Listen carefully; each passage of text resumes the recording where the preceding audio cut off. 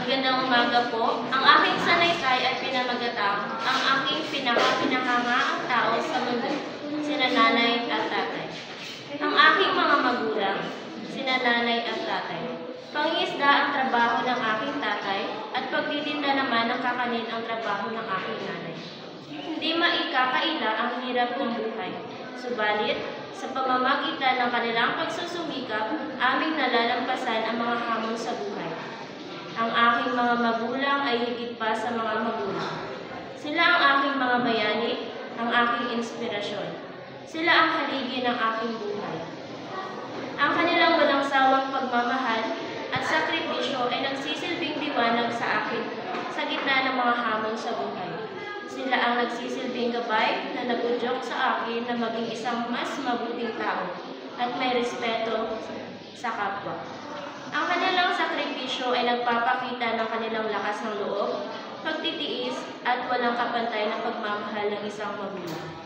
Ang paghanga ko kina nanay at tatay ay hindi maitatanong. Ang kanilang kakayahang isakripisyo ang lahat para sa aming ikabubuti ay tunay na kahanga-hanga para sa akin. Hindi mabilang ang mga gabi nagpupuyat sila sa pagtatrabaho, ang mga araw na nagtitipid sila sa kanilang pagkain, at ang mga pagkakataong inuuna nila ang aming mga pangangailangan kaysa sa kanila. Para sa akin, ng aming kaginhawaan, para sa kanila, ang aming kaginhawaan ang pinakamahalaga. Hindi pera ang sukatan ng kanilang pagmamahal, kundi ang walang sawang pagsisikap para sa aming kinabukasan. Kahit na hirap sila sa araw-araw, hindi nila ito ipinapakita sa amin. Palagi silang may ngiti sa kanilang mga labi, palaging handang makinig at magbigay ng payo sa amin.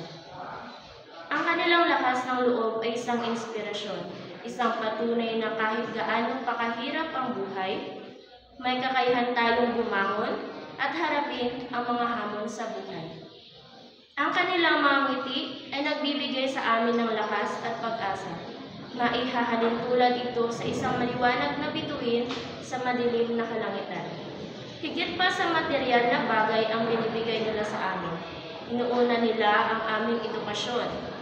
Gumagawa sila ng paraan upang mapag-aral kami, kahit na hirap sila. Hindi sila sumusuko, ang palagi na lang iniisip ay ang aming kinabukasan. Ang kanilang determinasyon ay nagtuturo sa amin ng kahalagahan ng pagsusumikap at pagtsatsaga. Ang kanilang pagiging matatag sa gitna ng pagsubok ay nagpapakita ng kanilang matibay na pananampalataya at pag-asa. Hindi sila basta-basta sumusuko. Sa halip, hinaharap nila ito ng may tapang at determinasyon.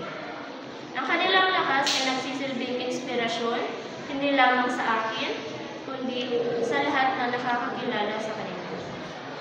Hindi perpekto sila nanay at tatay, ngunit ang kanilang pagmamahal ay walang kapantay.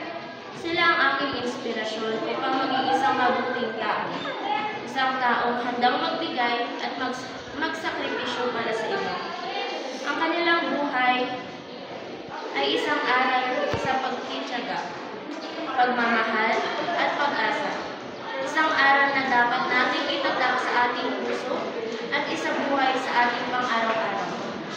Sila ang aking liwanag sa gitna ng hamon sa buhay, ang aking walang hanggang inspirasyon.